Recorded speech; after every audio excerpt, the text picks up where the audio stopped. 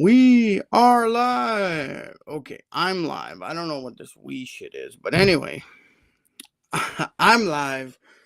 It is Monday, September 1st, 2025, and it is Labor Day. So I'm either going to get a few more people watching or I'm going to get even less people. I don't know how to get less than zero, but if anybody can do it online, it's me. I can definitely get less than 0 views. So I should be live on LinkedIn and YouTube. Let's go have a look, make sure the system's working the way it's supposed to work. Yes, I see live on LinkedIn. Yes. And let's have a look on YouTube. Yes, I am live on YouTube. It's not letting me go into it though. Why not? Oh, there it is. I don't know why. Didn't mean to pause it. Yeah, I'll just mute it. So this is my second Monday HR Madness. And so last week I went live for the very first time, other than that little test that doesn't count. So Monday HR Madness. It is Labor Day, so oh god, it's boring again. Let's put some sound on. Let's put some music on. Let's put what do you want? I don't know. I'm not a big fan of a lot of different music. Nature sounds. No, we don't want nature sounds. Let's just go with chill. Let's see what chill sounds like.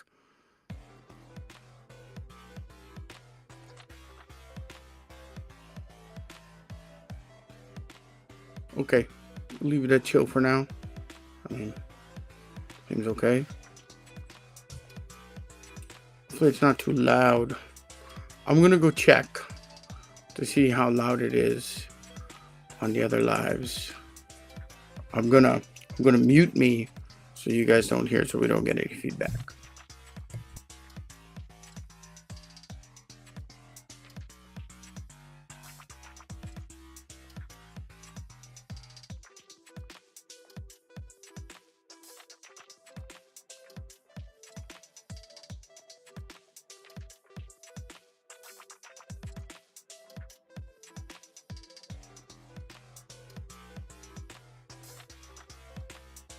So the lives haven't caught up to us yet.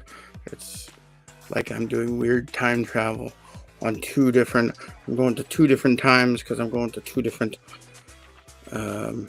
streaming platforms. Anyway, I'll check again in a couple minutes and see what the volume is.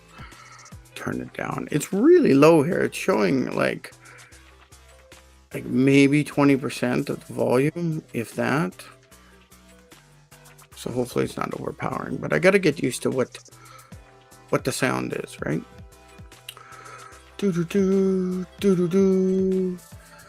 Labor Day.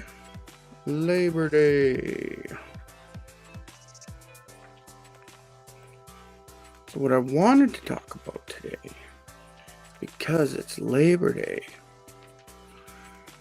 is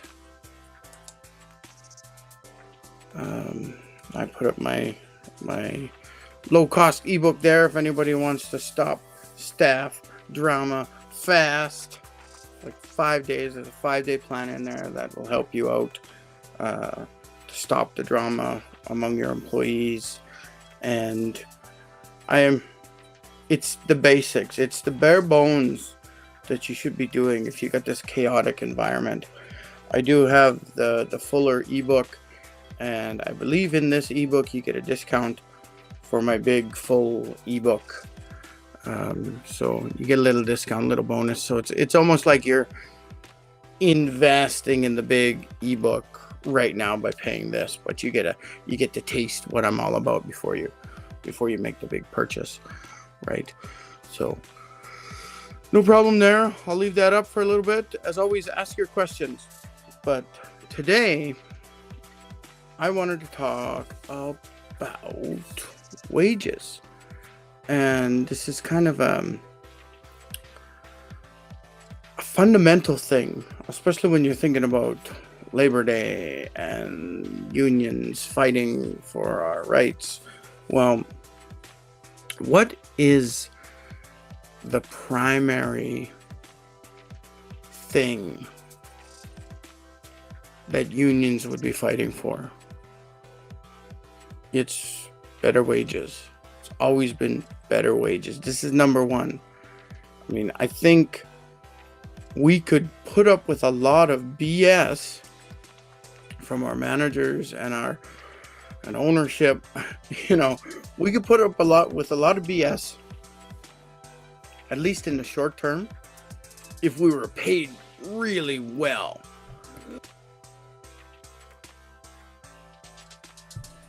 Sorry, still got a bit of a cold. Yeah, but if we were paid really well, I know we can take a lot more BS. Not permanent. I'm not saying you will work in a crappy job for the rest of your life just because you're making good money. I mean, our parents might have. Our baby boomer parents. I'm Gen X, but I'm in that young Gen X, elder millennial situation. I think they call it the Zennials. That's me. Me and my wife, we're Zennials. So we're kind of at the cusp of the generation.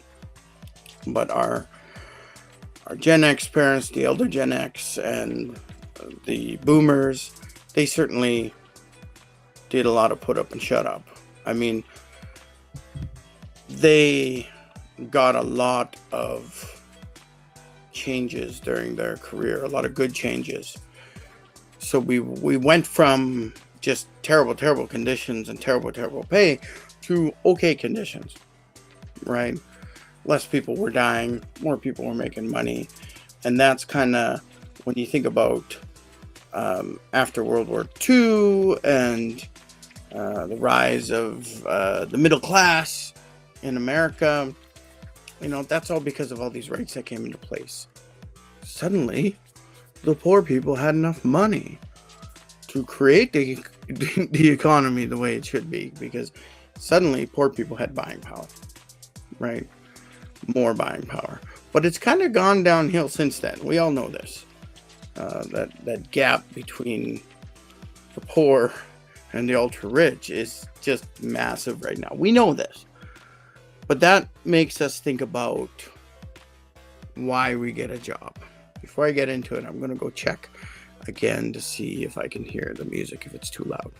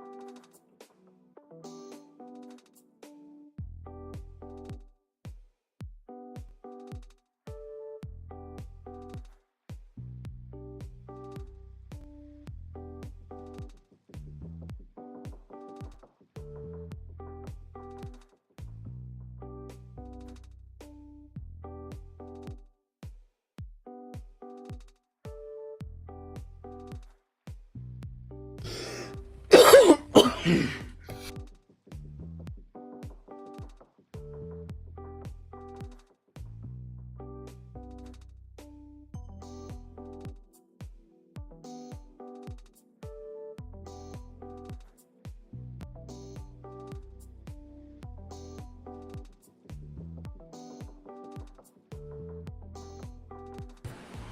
my God, how long was I on mute? Insane. Oh my God, I just noticed that I was on mute.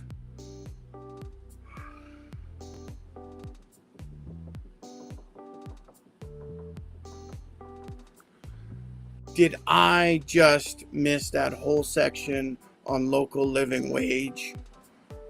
When did I cough last? I have no idea. My God, I am not using that button anymore. Is there someplace else I can mute myself? Mute. I'm going to mute myself on the screen from now on. Here's a mute on the screen. Okay, I'm going to start doing that because I don't know. I don't know how long. Local living wage. I got to repeat most of this because I think I missed it all. Local living wage is the ethical limit. If you're paying less than that, you may not be ethical. You may not be a good person. I'm not saying this to be mean. I'm saying this so that you can start thinking strategically.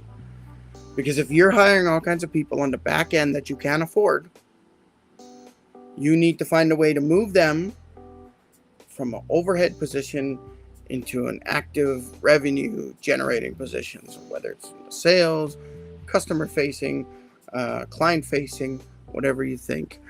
My God, that section, I felt like I was having a good time. I don't even know when my last cough was. Jesus, this is the worst. I'm terrible.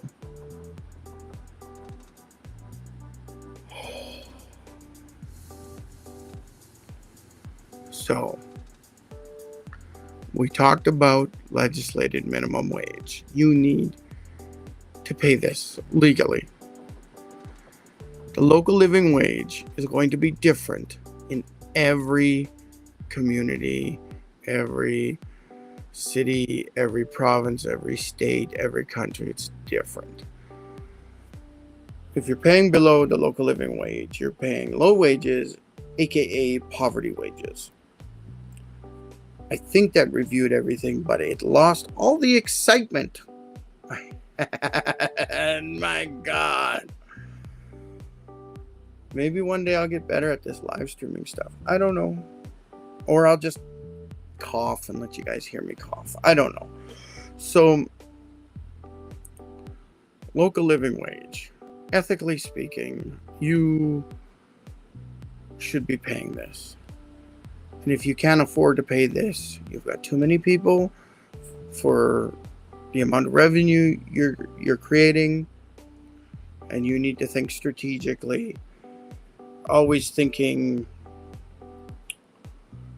When I talk to my clients, I tell them, how do you make more money with the current employees you have? This is what you got to think about.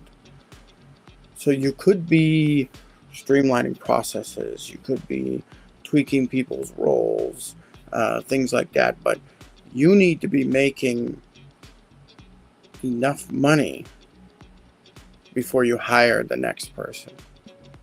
You've got to find that balance, that tweak.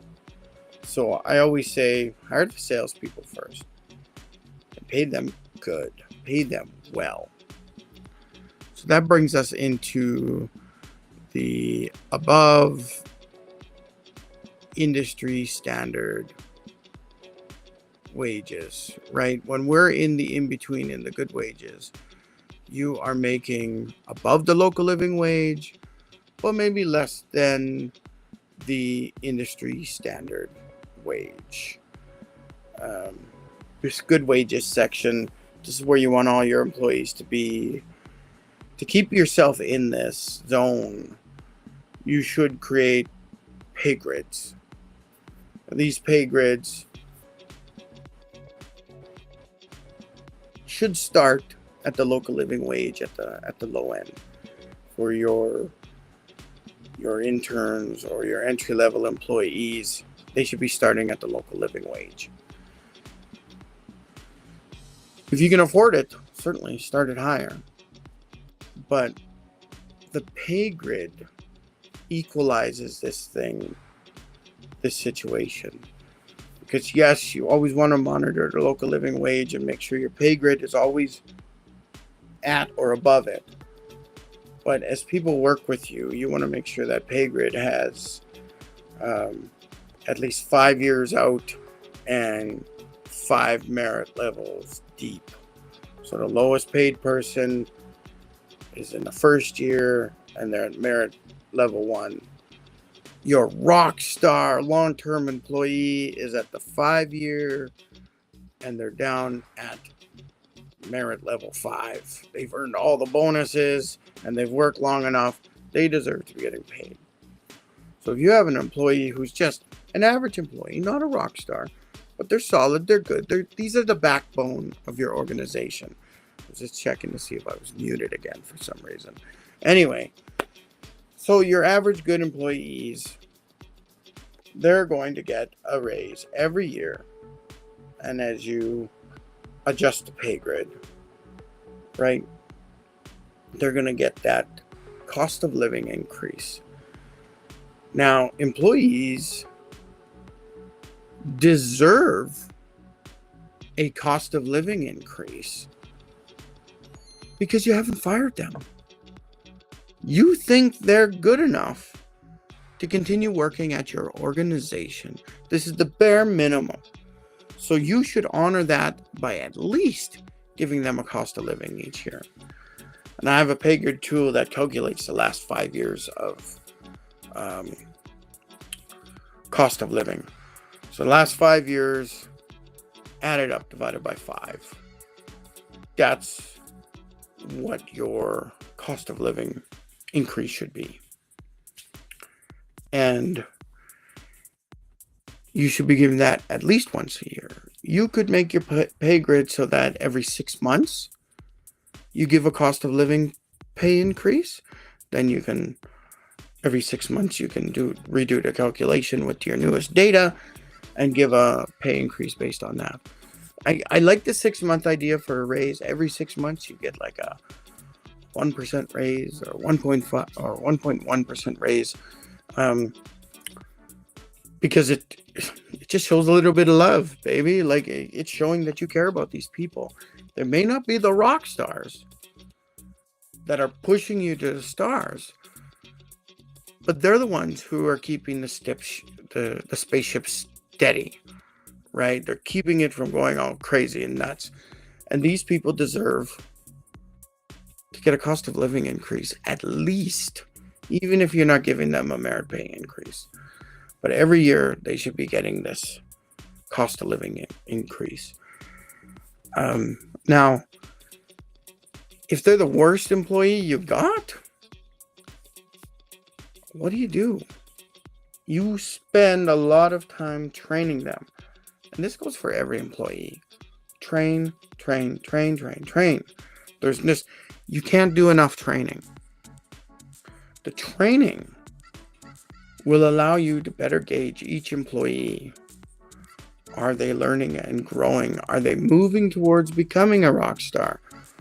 Or are they staying the same, possibly stagnating, becoming a worse employee, or they're just not getting it? You know that that's the person you got to replace. There's nothing wrong with firing someone or letting someone go because they can't get the job. I mean, it's hurting your organization. It's taking up your time. And if you're truthful with them, letting them know that, hey, Dave, you're just not getting it. We're having trouble with you. I need you to step up. I need you to learn this stuff and become better. And if you tell them that the 3 times, right? That's the 3 warnings. Hey, Dave, you need to get better by next month. or else I'm going to have to give you a warning, right? And then at that point, Dave starts going into this. I mean, only start giving warnings like this, performance warnings, after you've given them a ton of training. People learn at different rates. But the truth is, not everyone is going to be able to do what you need them to do. That's the truth. So if they do all this training and they're just not getting it, you do have options. Let's start disciplining them out, or if you want to be a little more magnanimous and you want to be a good person, throw them in a different job. Give them a lateral move and say, try this. Or better yet, ask them, hey, you're not doing well in this role. Is there a different role in the organization you'd like to try? Right? Now, this sounds like a lot of wasted time and a lot of work, because it is. But it is creating the environment you want. You're training people, and you're showing all the other employees that you're willing to take the time to train them, to give them multiple chances. Right? Like this is where a good work environment works out, because you're helping people. You're not just firing them and cutting them. That's where good reviews come in. You could shorten this, especially with a new hire, right? In most jurisdictions, you've got 90 days where you can let someone go for no reason, right? So you want to make sure in that first 90 days, or the first 60 days, really, you want to give them all the training that you possibly can, and just 60 days, try to make them the best employee on the planet. If they're not showing improvement by 60 days, you need to really start considering letting them go, right? But really try to make them a good employee. Too often we have terrible onboarding, and we do have terrible training, and we wonder why an employee is no good. And then we get caught. 90 days, this terrible employee. Should we keep him on? We still need a warm body, so we'll keep him. Well, once you pass that 90 days, it becomes hard for you to let someone go that's not working. And when you're letting someone go, whether in that 90 days or after years and they're not getting the role, as long as you're letting them know, hey, Dave, you're not improving, you're not what we need you to be, they won't be upset when they leave. Especially if you remind them, look, we gave you all this extra training, and I tried to help you. I did personal coaching. We moved you into a new position, and then we did all the extra training in there. And so you got to understand, it's time for us to part ways, right? It's hard. It is hard to let someone go. But as long as you were earnest about trying to make them succeed within your organization, they're not going to leave mad. Dave's going to be like, yeah, you're right. I'm not having a very good time here. But could you keep me on for another month as I search for work? Absolutely, Dave. I mean, can you imagine that? So Dave might disengage or leave suddenly. Just be prepared. But be nice about it. Dave's going to go to a new organization where he fits in. But someone's going to ask Dave, how is it working at the ABC company? And Dave's going to say, man, it's a really nice environment, and ownership really tried to train me well. I just couldn't get it. I wasn't good at what that organization was all about and what they were doing. But they are a great place to work. And if you want to learn and start a career in that industry, I would go work there because they do amazing training. This is what you want. Right? You want your employee, even a bad employee, to sing your praises. It doesn't have to be a battle. I've been in situations where managers are like, this person, I got to get him gone. and the manager didn't document anything. There's nothing on the HR file saying this person was difficult, or these are the things we did to try to train this person up and they still can't do it. There was nothing. It was just like, I'm done with this person, get rid of him. Those are hard fires. Because the person doesn't know why the hell they're getting fired. They have no clue. Because they were never told. They were never trained. They were never informed that they were doing badly. Of course they're going to explode and freak out on the way out and do a dance and steal the fish, right? Like, of course they're going out badly because you didn't treat them properly. Sorry, ranting again. So we'll get back to this chart. The good wages, that's above the local living wage. That's combined with a nice pay grid, and that's assisted by a good, simple employee review system, especially during the first 90 days, right? If you want to talk more about that, or maybe I'll talk about it on another live. But it's kind of a combo, right?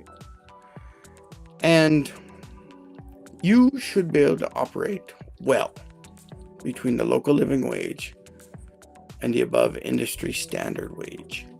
Sometimes these are flipped. This is where the one discrepancy might be the local living wage might be higher than the industry standard for a certain job or role, right? So you do the research. I think it's a little more rare, but it could happen. But your ultimate goal when your organization grows is to be the employer of choice. At this point, you've done training, you've created your systems and your processes, you now know how to onboard people, and you know how to better vet employees, you know how to better use that 90-day period. You know all this stuff. Your HR game is clicking, right? And at this point, your organization should start to get some good revenue. Again, if you're already at this point, if you're thinking you need to pay above industry standards and your organization isn't making money, again, there's something fundamentally wrong within the organization. And don't start paying above industry standard wages just to try to get the best person you can. That's the point of moving into the great wages section. Once you're paying above the industry standard wage, the whole point is to attract the rock stars, the best employees, the best of the best. You're trying to poach these people from your competition. Like, this is...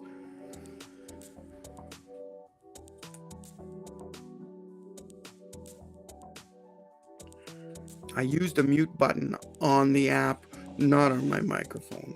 So you should still be able to hear me, man. Oh, that was terrible. I'm sorry. What a terrible live. So the great wages is where you start fighting for the best of the best. You're fighting for other organizations' rock stars. But you need to be able to prove this, not in just wages.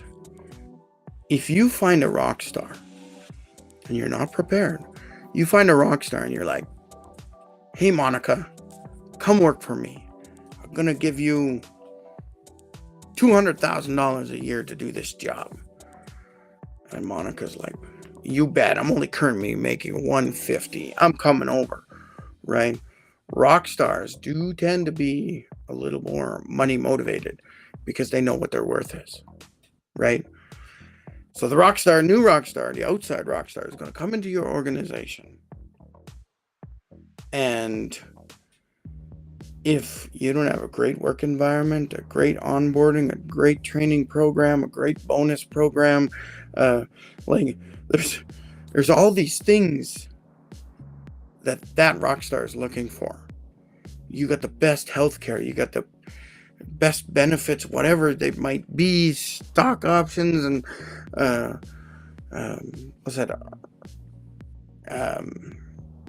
RSP matching, all these sorts of things. If you don't have all those bells and whistles, this person you're now paying $200,000 a year for is going to be like, oh, I'm making $200,000 a year, but I got to work in a bad work environment and I don't get all the extra perks. This is silly. This rock star, the outside rock star, is going to start looking for a new job almost right away. Once they realize that I made a mistake, right? They're just using you as a leverage, because they can go to the next guy and say, hey, look, I'm looking for 225. I'm currently making 200,000. If you can beat that, I'm coming over. Right? They're using you to jack up their wages again. So you got to make sure that your organization is on point, right? You are a great workplace. There's no drama. There's no fights in the lunchroom. Nobody's dragging anyone out to the parking lot to have a little fisticuffs, right? Like there's no massive lawsuits against you and your managers and things like that, right? You so need to be dialed in and on point when you start thinking, I'm going to pay above industry standard wages to attract the rock stars, right?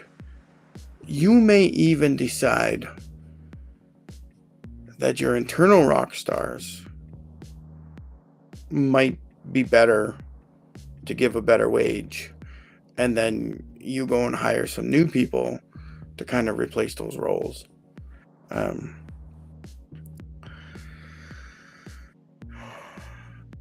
A lot of times it is good if you're hiring a new person, entry level, and if your organization is dialed in on point, you can create your own rock stars, right? And put them into the pay grid and make sure your organization stays viable. But if you want that rock star to stay long term, you are going to have to get into the great wages situation and start paying that above industry standard wage. Otherwise, again, they're going to be using you to go to that other place. But if you got good wages and a few people with great wages and it's just an amazing, beautiful, mythical work environment, they're probably going to stay as long as possible. So that's where the peripheral things, the good work environment, the benefits, and even the pay bonuses, that's where they start kicking in. If you're paying low wages, right, none of that peripheral stuff matters. Like I said, if you're not making enough money to pay for lunches for your kids or buy new clothes for your kids or pay rent or whatever, right? It doesn't matter what the work environment's like. Absolutely does not matter. But if you got the good wages and you want the great wages, then that's where all this additional stuff matters. So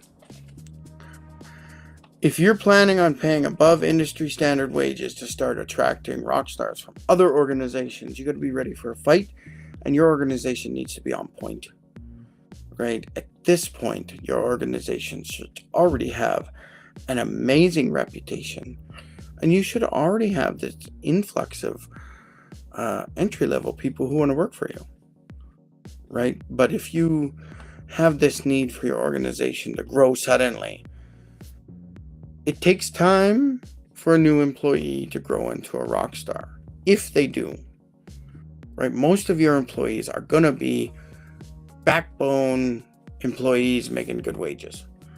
These are the employees, like I say, they keep your spaceship straight, organized, fixed, and it is the rock stars that are boosting the engines, making you go faster.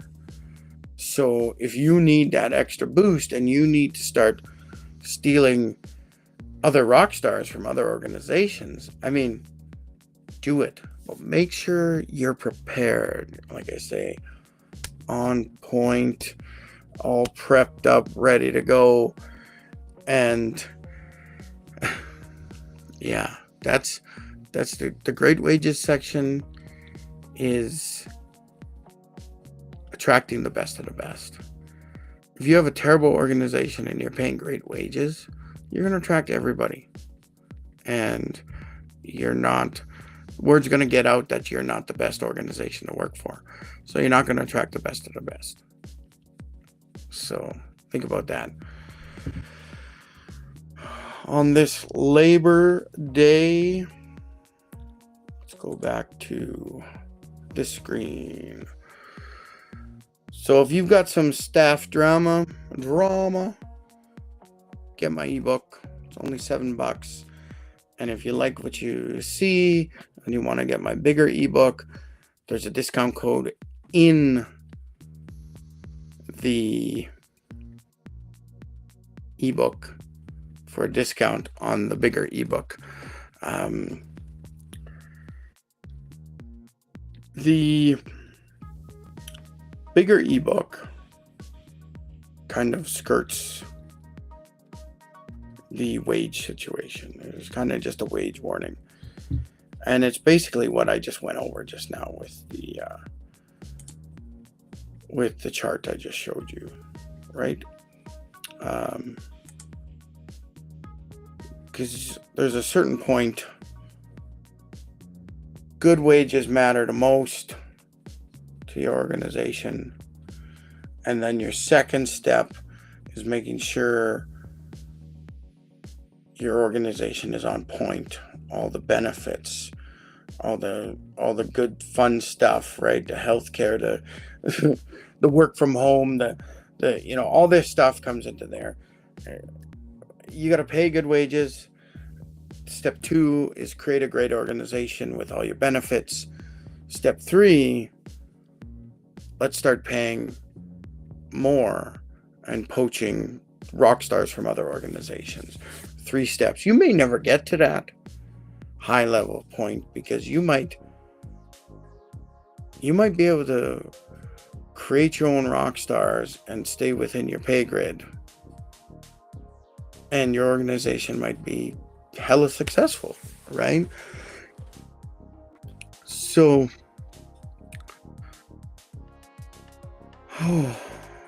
yeah, I still feel terrible that I was on mute. I don't know how long I was on mute. I'm not even gonna watch it. I don't want to see. There's probably gonna be all kinds of comments. Hey man, you were talking and you were on mute. Oh God, I hope it was just a couple minutes.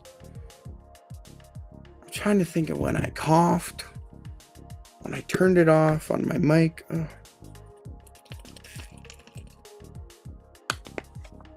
Oh God. Not fun at all.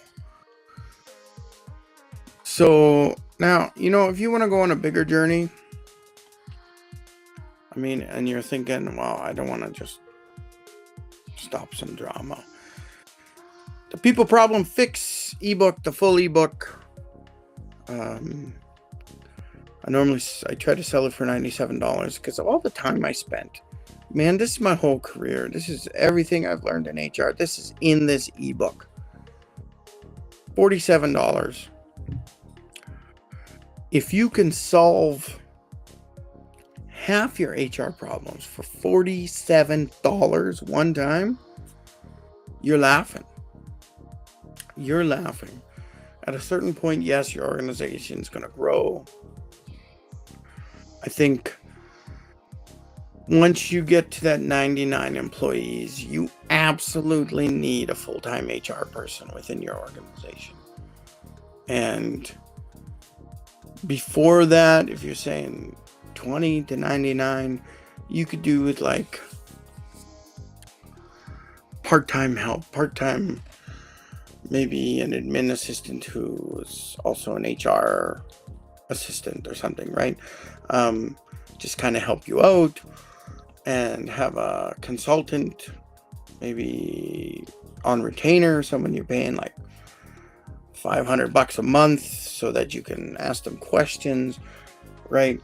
Do that, but you've got to make sure that you've got some sort of resource, someone you can ask, the HR help, because that HR help is going to be needed when you least expect it.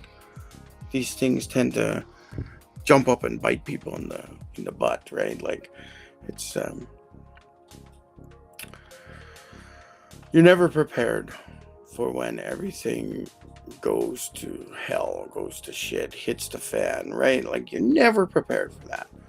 So, but you can be a little bit prepared, right? Get that HR person locked in and say, oh, look, Ian, I'm going to pay you $500 a month, and then I'm just going to ask you HR questions whenever I need.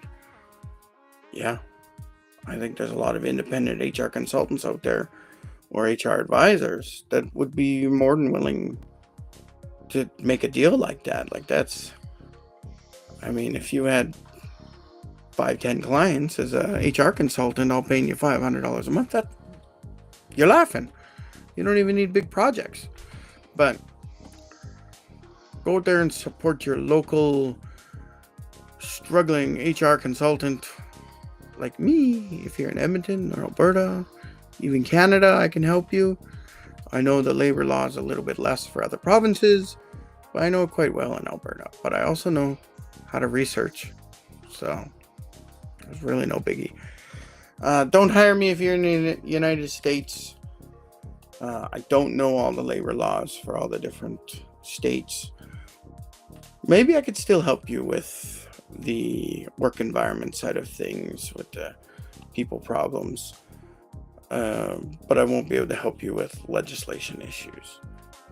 The laws. Yeah, where was I? Leaders win when the team wins. Go buy this t-shirt, leaders, founders. Go buy this and wear it around the office and see if your employees laugh at you, or like, you're so right, man, you're so right. Just kidding. It's a great shirt. Maybe wear it just at the beach. Maybe wear it on Labor Day while you're out and about.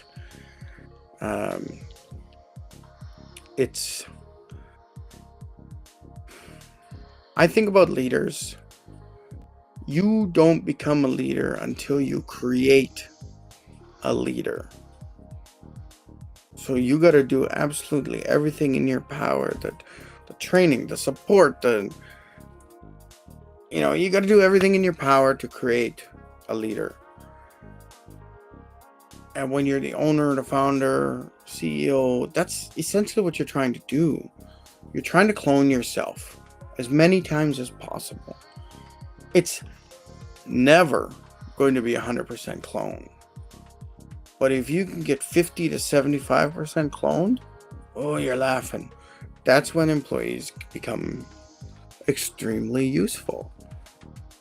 So, but a good employee is also a leader who's trying to create more leaders, right? So, it's funny. This makes me think of my culture, Indigenous culture. I firmly believe that nobody becomes an elder within my community until another elder tells them, right? Or someone tells you that you're an elder. And being an elder in my culture doesn't mean you're old. Being an elder in my culture means you are extremely knowledgeable and skilled in something. So I think about my mother. Traditional beading and moccasin making. That's her elder skill. So if you want to call her an elder, It's because of those skills. There's some language skills in there also. But my aunt, who has a master's degree, has worked in education her whole career, I would call her an elder for the language. The Sakau Cree language of the Big Stone Cree Nation, my language, is her expertise. And her secondary expertise as an elder is making teepees. She has that skill. And I remember my granny, before she passed away, my aunt would always call her up to ask her language questions, the nuances of our language. And it was my granny that was teaching these skills to her daughters. And the teepee making came from my granny. And now my aunt is teaching, or has taught, my cousin how to make teepees. And I really hope she's continued that and kept that skill, because my aunt's starting to get old at this point. And I hope she's able to pass on that teepee making skill. I would say in a few years, my younger cousin, I could call her an elder for making teepees, because she's got that skill. So that's the same thing with leadership. You can't call yourself a leader until someone else says, you're a great leader. You're a great leader, Ian. Right? And then at that point you can say, look, I think I'm a leader. But you kind of wait until you get that acknowledgement of being a leader. And the only way you can do that is help people become leaders. As soon as you get to a point where you've helped someone so much, they turn around and say, thank you. You were amazing. You've been a real leader towards me. Right? That's when you know. That's when you know you're a leader. This is a little bit low. I feel like my face keeps getting blocked by this t-shirt. Anyway, buy this t-shirt. I created this design. I got a whole bunch of other designs, Indigenous designs, HR designs, leadership designs. I put them all on the TeePublic website. If you want to support me, or if you want to just wear a cool t-shirt, go there. I think one of my favorite t-shirts that I've designed, in space, HR can't hear you scream. So I'm a big space fan, and I love the alien movies, and so I combine that in space. HR can't hear you scream. Like, that's the old alien movie tagline: in space they can't hear you scream, in space HR can't hear you scream. And I got another shirt that's space work is real work. That's a bit of a parody on the sex work is real work, right? And I don't know, I like it. Probably shouldn't have mentioned that one, but anyway, it's there. I'm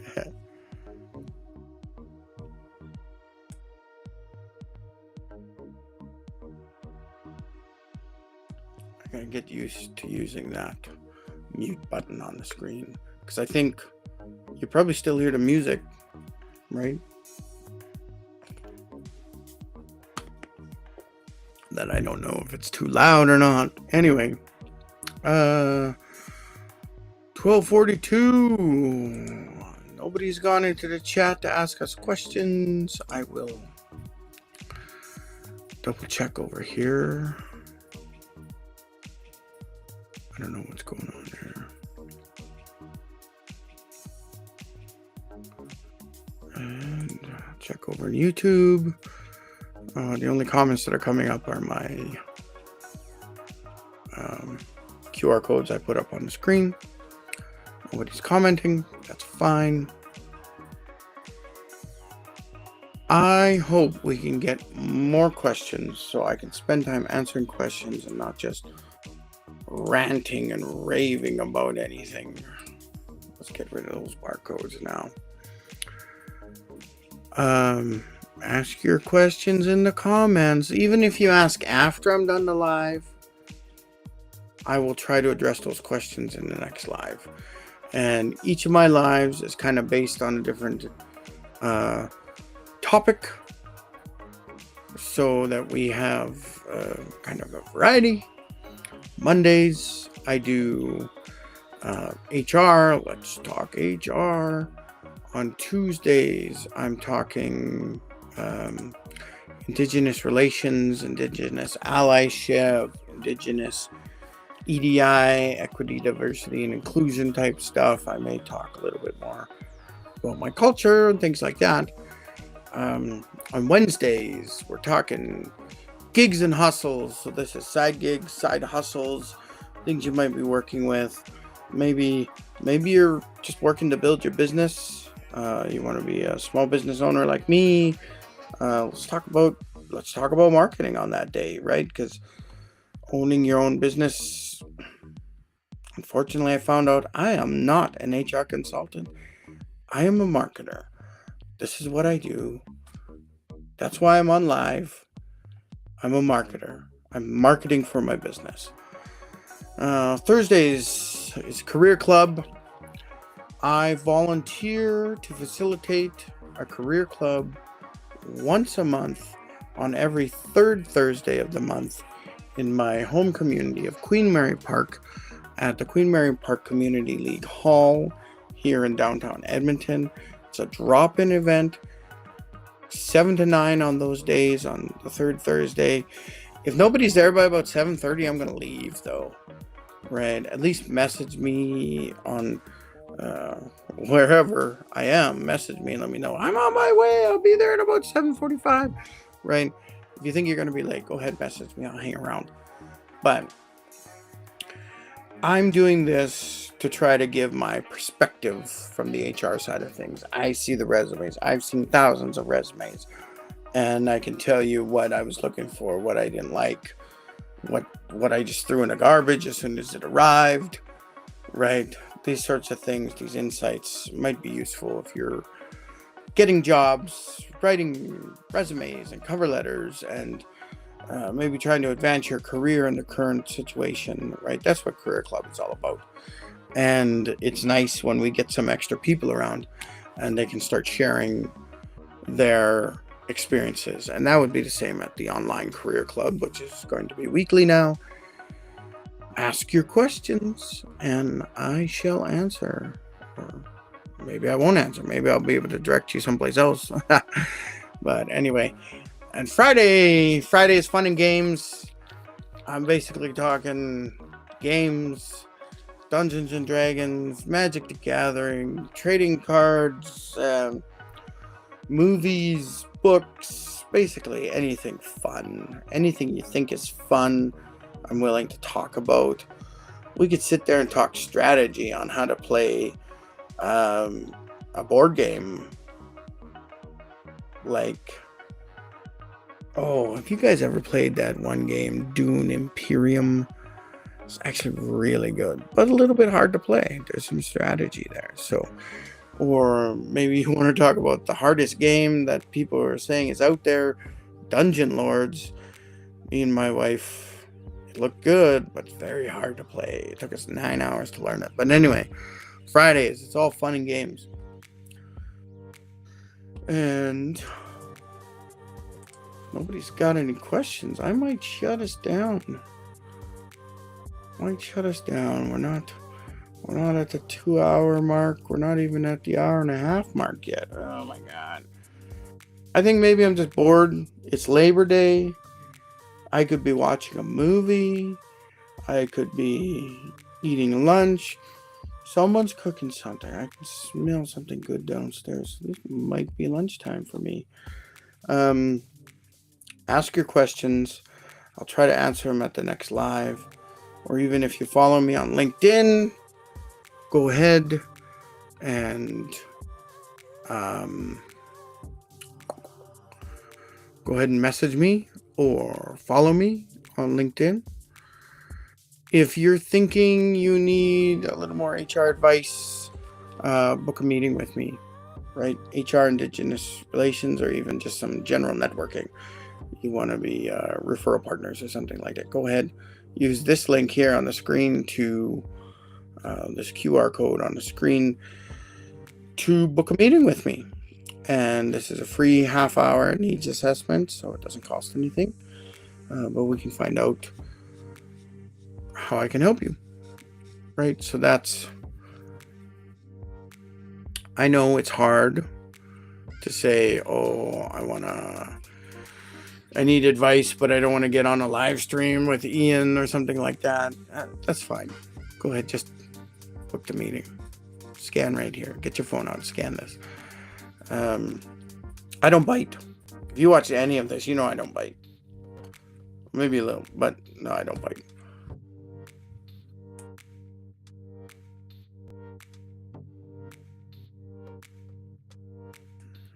Man.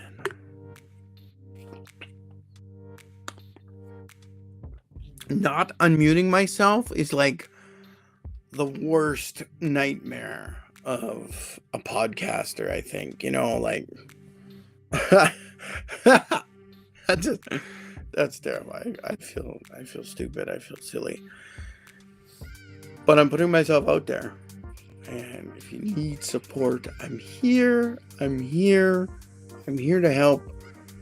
You know, if you were asking questions for the last hour, you could have been getting some free quality answers from an actual HR consultant, an actual HR professional.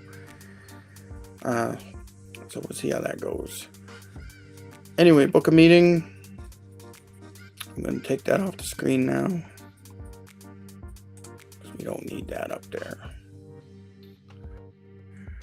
I play with these little fidget balls. That's what I'm doing here. Sorry if it's making a noise. I don't know if it makes a noise.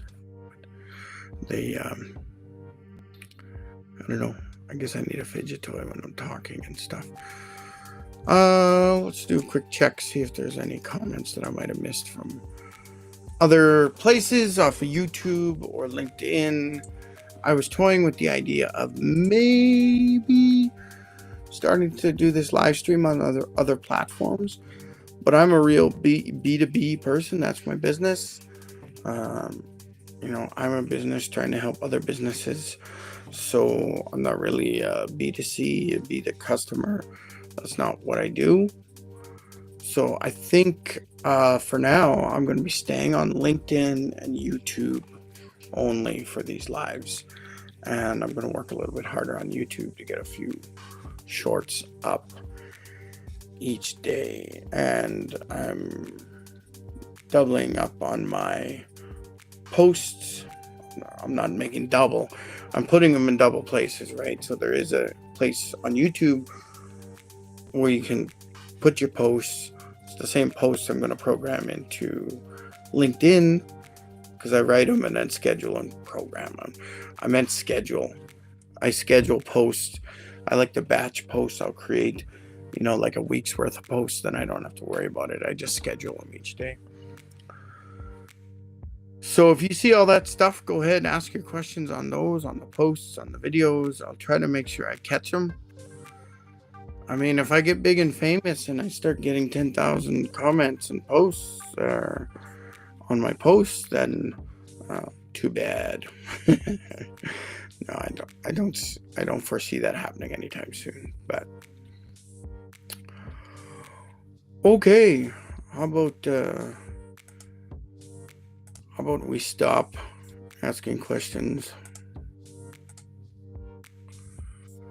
I don't want any more questions at this point, but Labor Day, I hope you employees, you were out there having a good time.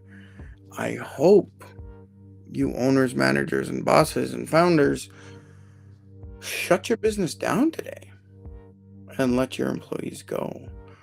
Or maybe you just worked today by yourself. Me as a small business owner, I did work most of the morning, and now I'm doing work here, right? That's what you do as a business owner. That's what you do. But as an employee, absolutely, I'd want this day off. This day. Now, I'm not working for anybody else on this day. On this Labor Day.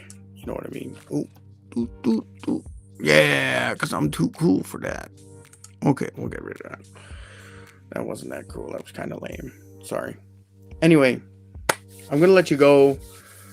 It's been 1 hour and 21 minutes today. More than long enough if anyone was going to show up and ask questions. Thank you for watching this. If you watch this afterwards, I know this last section is complete hooey. Yeah, that's it. Okay. Goodbye. Love everybody. I am going to end the